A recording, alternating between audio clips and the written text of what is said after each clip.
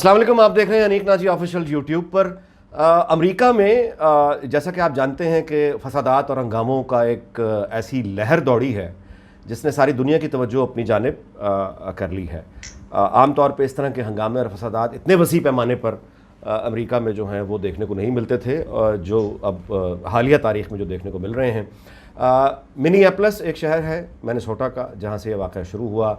एक African American या black American को पुलिस वाले ने, यानी जिस तरह से आप जानते हैं, वो वीडियो आपने देखी होगी, वो उस तरह से दम घुटने से उसकी मौत वाक़ होगी, जिसके बाद ये सिलसिला शुरू हो गया।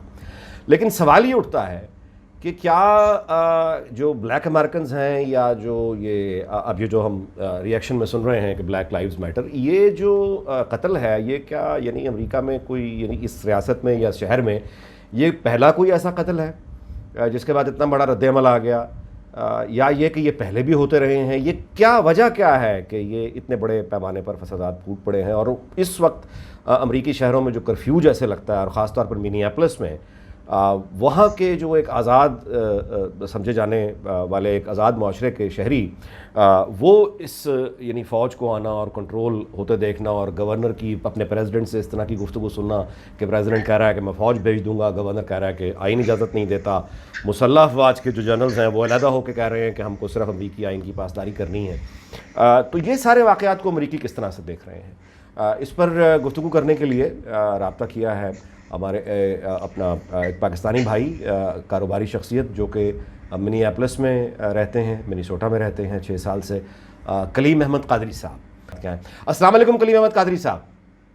जी वालेकुम अस्सलाम। अनीक साहब कैसे हैं आप? खैरियत से हैं? ठीक है अल्हम्दुलिल्लाह जी। फरमाइएगा, अपने शहर का सुनाइए, वहाँ के। यानी पहले तो ये होता था कि अमेरिका से आप कॉल करते थे पाकिस्तान, आमतौर पे फ़िक्रमंदी की कॉल्स होती थी, लेकिन अब यहाँ से कॉल जा रही है आपको वहाँ के, आप खैरियत से हैं वहाँ के हालात नहायत गैर मामूली हैं।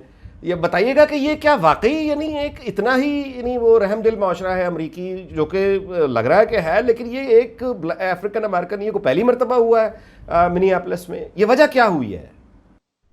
असल में मैं पिछले 6 साल से यहाँ पे मिनियापोलिस में रह रहा हूँ और मेरी फर्स्ट हैंड ये इन्फॉर्मेशन है, खुद मैंने देखा है सारा, कि पिछले 6 साल में तकरीबन कम से कम 6 से 7 जो ब्लैक अमेरिकन लोग हैं यहाँ पे, उनको शूट करके मारा गया है।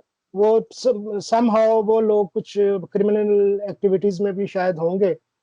तो लेकिन इसका रिएक्शन इस बंदे का ये है, एक तो इसको जिस तरीके के साथ मारा गया, और दूसरा ये बंदा बिल्कुल इनोसेंट था, इसका कोई कसूर नहीं था। और तीसरी बात ये है कि ये जो वीडियो बन गई और वायरल हो गई और जिस तरीके से इसको मारा गया, वो तरीका बड़ा यानी इंसानी भयानक था, लिहाज गैर से, इंसानी जी था, बिल्कुल, भयानक था। वो बहुत भयानक था, बहुत भयानक था। अच्छा, तो आप ये कह रहे हैं कि यानी जो ब्लैक अफ्रीकन है, इनको मारना तो एक रूटीन की बात है पुलिस की तरफ से? जी बिल्कुल, बिल्कुल, बिल्कुल। मैंने अभी कल परसों ओबामा की एक तकरीर सुन रहा था, फिर वो रोना शुरू हो गया बेचारा।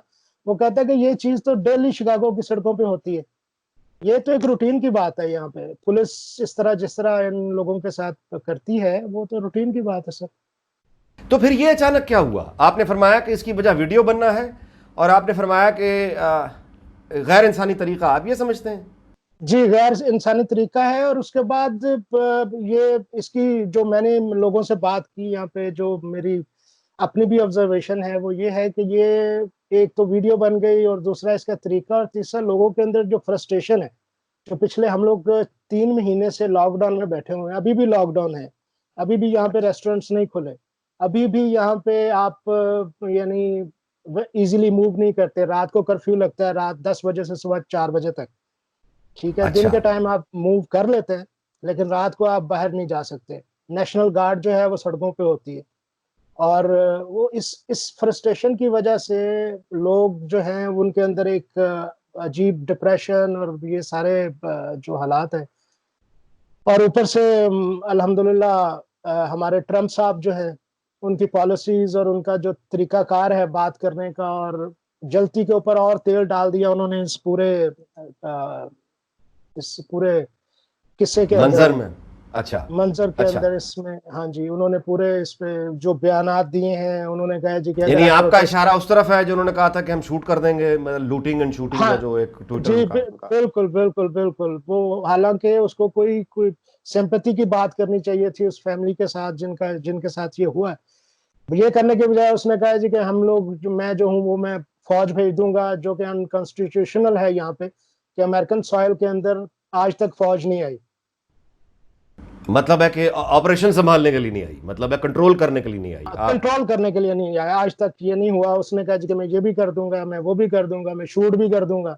गवर्नर से कहा कि तुम लोग वीक हो, ये है, इस तरह की बातें वो, और उन्होंने लोगों को प्रवोक किया है इसको, इस पूरे सीन को। अब ये देखें कि जनरली ये अब इसको। यानी आप ये कह रहे हैं कि जो लॉकडाउन एक तवील हुआ, 3 महीने से आप कह रहे हैं लॉकडाउन है और अभी तक लॉकडाउन है। अब जाहिर है कि आप को 6 साल खुद भी हो गए हैं, आपने वहाँ पे हिस्ट्री भी देखी है, तो जाहिर है कि वहाँ के लोगों को चूंकि लॉकडाउन की या कर्फ्यू की आदत नहीं है, मतलब ऑब्वियसली उन्होंने कभी इस तरह देखा नहीं है, और ये जंगी माहौल और।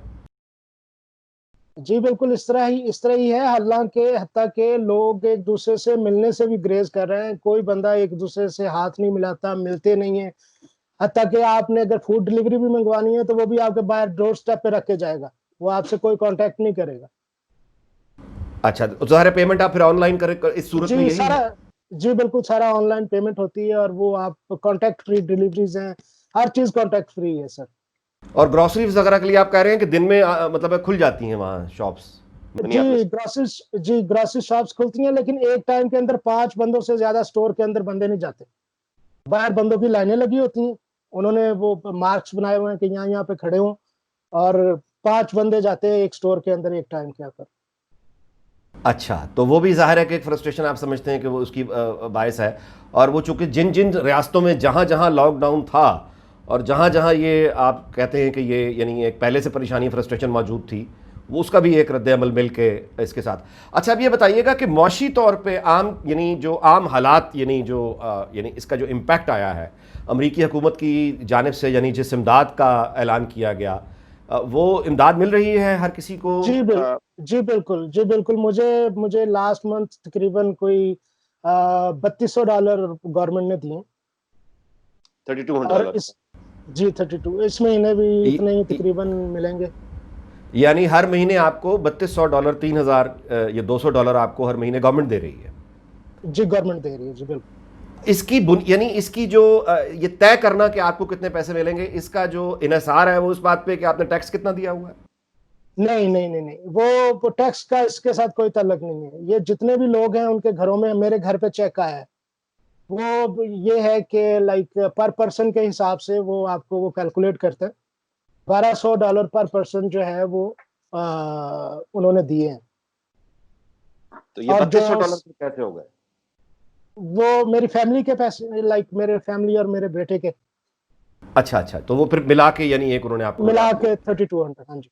और जो स्मॉल बिजनेसेस हैं उनको 10-10 हज़ार रुपए, उन्होंने $10-10 हज़ार दिए। जैसे मेरा स्मॉल बिजनेस है रेस्टोरेंट का, तो मुझे भी $10,000 उन्होंने एक्स्ट्रा दिए हैं, जो कि नॉन रिफंडेबल है। यानी आपने वापस नहीं करने हैं।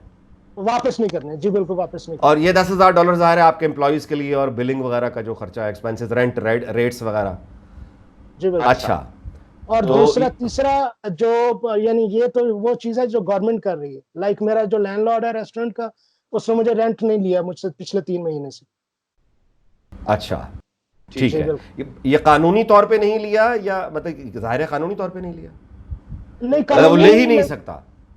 नहीं, वो कानूनी तो नहीं है, वो ले सकता है, लेकिन वो एज ए सिंपैथी, लाइक उसे पता है बिजनेस नहीं चल रहा है, तो ये कहाँ से रेंट पे करेंगे।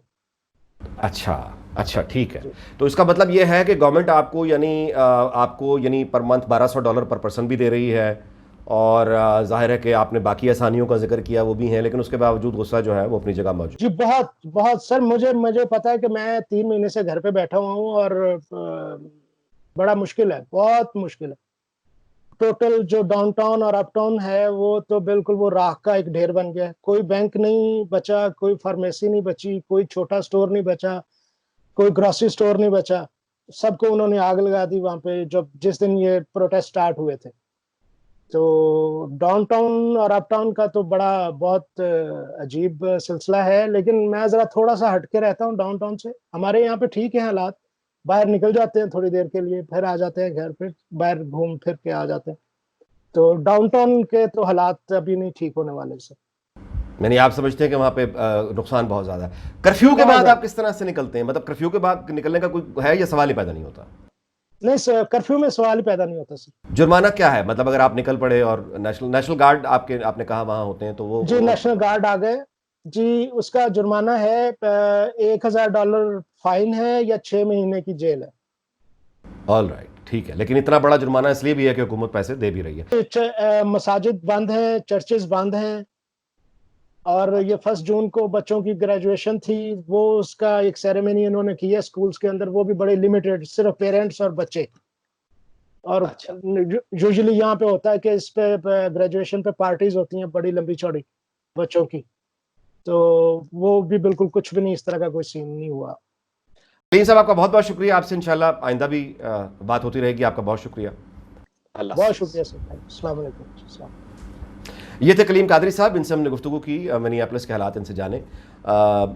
मज़ीद गुफ्तगू भी इनसे होती रहेगी, मज़ीद मेहमानों के साथ भी होती रहेगी। देखते रहिए अनीक नाजी ऑफिशियल।